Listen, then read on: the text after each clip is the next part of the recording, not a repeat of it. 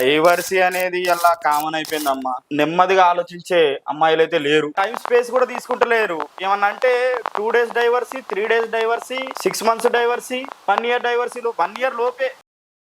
Divorce అయిన అమ్మాయిలు మీ దగ్గరికి వచ్చి ఎలాంటి కారణాలు చెప్తారు?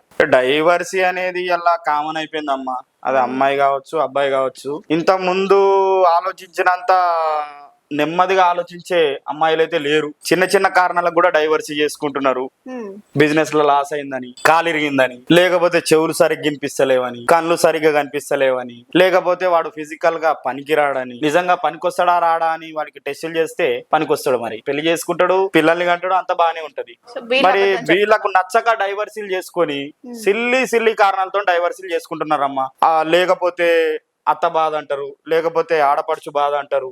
ఏం బాధ ఉంటదమ్మా? 4 రోజులు ఓపిక పట్టాలి. ఇక పోగానే అన్ని ఉంటాయమ్మా. మామూలుగా మనం ఒక దగ్గర జాబ్ చేస్తేనే అక్కడ సీనియర్స్ ఉంటారు, సబార్డినేటర్స్ ఉంటారు. వాళ్ళని గౌరవించుకోవాలి, వాళ్ళతో ముందుకు పోవాలి. టైం అనేది పడుతుంది. వీళ్ళు ఆ టైం స్పేస్ కూడా తీసుకుంటలేరు. ఏమన్నా అంటే 2 days divorcee, 3 days divorcee, 6 months divorcee, 1 year డైవర్సీలు, 1 year లోపే మాక్సిమం వీళ్ళు క్లోజ్.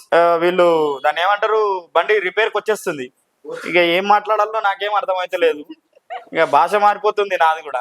రెగ్యులర్ గా చూస్తూ ఉంటాం కదా. ఎందుకంటే మాకు బాధ వేస్తుంది. చిన్న చిన్న కారణాలతో వీళ్ళు డైవర్స్ చేసుకోవడం వల్ల వీళ్ళు నష్టపోతున్నారు. పోనీ ఇప్పుడు వేరే కాడికి మనం పోయినాం, ఆడేమన్నా డిఫరెంట్ ఉంటుందా? ఆడ అత్త మామ ఆడపడుచు అన్ని సేమ్ అదే విధంగా ఉంటాయి. ఇప్పుడు ఏ అమ్మాయి పెళ్లి చేసుకున్నా, ఏ అబ్బాయి పెళ్లి చేసుకున్నా ఇంతకు ముందు మాదిరిగా పెద్ద మనుషులు అమ్మాయి ఈ అబ్బాయిని చేసుకో, లేకపోతే అబ్బాయి ఈ అమ్మాయిని చేసుకో అంటే చేసుకునేటోళ్ళు. ఇప్పుడు ఆ పరిస్థితులు లేవు.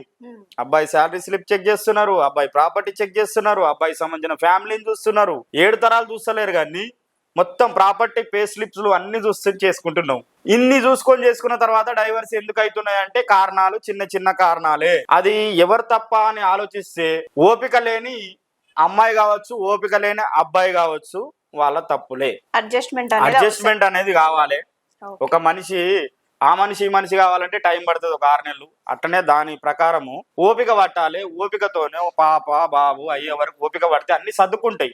ఆ ఓపిక లేవు. ఇంకా పిల్లలైతే వీడితోనే ఆడ తలనొప్పి అని చెప్పేసి ముందే డైవర్సీ తీసేసుకొని ఆ కోర్టు దగ్గరికి పోయి ఇబ్బందులు పడుతున్నారు, కోర్టులు మెట్లెక్కుతున్నారు. దానివల్ల ఎవరి వాల్యూ పోతుంది? నీ ఫ్యామిలీ వాల్యూ పోతుంది, నీ వాల్యూ పోతుంది.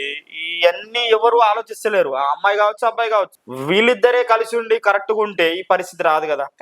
ఎవరు చెప్పాల్సిన అవసరం రాదు. అసలు డైవర్సీ అనే ముచ్చటనే ఉండదు. ఏదన్నా ఉంటే దాన్ని మాట్లాడుకోవాలి. ఇద్దరం కూర్చొని ఇట్లా కాదు ఇట్లా, ఇట్లా కాదు ఇట్లా అని మనం మాట్లాడుకుంటే భార్యాభర్తల సంబంధం అనేది ముందుకెళ్తది, స్ట్రాంగ్ ఉంటది.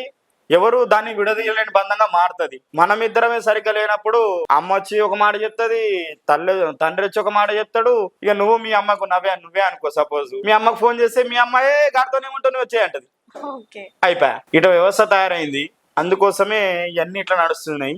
అందుకోసమే డైవర్సీ కారణాలు పెరిగి ఇక మా ఆఫీసులు పెరిగిపోయినాయి. మా ఆఫీసుల చుట్టూ తిరుగుతున్నారు, ఫీజులు కడుతున్నారు, సెటిల్మెంట్ అమౌంట్లు కడుతున్నారు.